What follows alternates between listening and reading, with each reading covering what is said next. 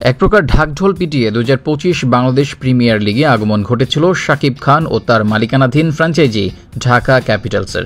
যদিও নিজের অভিষেক আসরে নামের প্রতি সুবিচার করতে পারেনি তারা। প্রথম দিকে টানা ম্যাচ হারে টুর্নামেন্ট থেকে ফিরতে হয়েছে এক প্রকার খালি হাতে। ঠিক সেই কারণে শোনা যাচ্ছিল ২০২৬ মৌসুমে নাও থাকতে পারেন মেগাস্টার। তার উপর ব্যবসায়িক প্রতিষ্ঠান রিমার্ক হারল্যান্ডের সঙ্গে তার সম্পর্কের অবনতির কারণে গুঞ্জন উঠেছিল ক্যাপিটালসের মালিকানা থেকে নাম সরিয়ে নিতে যাচ্ছেন কিং খান। তবে এবার কেটে গেছে সেই শঙ্কা, বরং আরও বেশি শক্তিশালী হয়ে কামব্যাক করবে ফ্র্যাঞ্চাইজিটি, এমন হুঁশিয়ারি দিয়ে রাখল তাদের কর্তৃপক্ষ। শাকিব খানের আগমনে দর্শকদের মাঝে বেশ আগ্রহ সৃষ্টি করেছিল ২০২৫ বিপিএলকে ঘিরে। লিটন কুমার দাস, মুস্তাফিজুর রহমান কিংবা তানজিদ তামিম দেশের সব শীর্ষ ক্রিকেটারদের দলে ভিড়িয়ে এক প্রকার শক্তিশালী দল গড়াই প্রত্যয় ছিল তাদের। কিন্তু অভিষেক আসরে বেশ কিছু ভুল করেছিল তারা, যার খেসারত দিতে হয়েছে মৌসুম জুড়ে। তাই সেই ভুলগুলো আর এবারের আসরে করতে চায় না তারা, বরং আরও শক্তি সঞ্চার করে ফিরে আসতে চায় আগামী আসরে।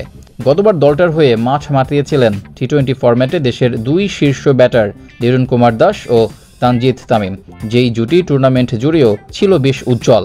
৮৮৫ রান নিয়ে টুর্নামেন্টের দ্বিতীয় সেরা রানের মালিক হয়েছিলেন জুনিয়র তামিম। অন্যদিকে লিটন করেছিলেন ৩৬৮ রান।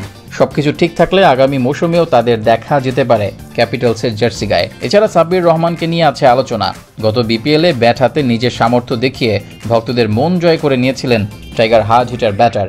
তাই পরের আসরেও তাকে ধরে রাখার ইঙ্গিত দিয়েছিলেন শাকিব খান। কিছুদিন আগে তার একটি প্রোগ্রামে উপস্থিত ছিলেন দেশসেরা বোলার ও গত মৌসুমে সেরা উইকেট সংগ্রাহক তাসকিন আহমেদ। সেখানে এই পেসারকে যুক্ত করার বার্তা দেন দলটির কর্ণধার। তাই ২০২৬ আসরে ঢাকা এক্সপ্রেসকে দেখা যেতে পারে নিজের হোম ডিস্ট্রিক্টের জার্সি পরে মাঠ মাতাতে।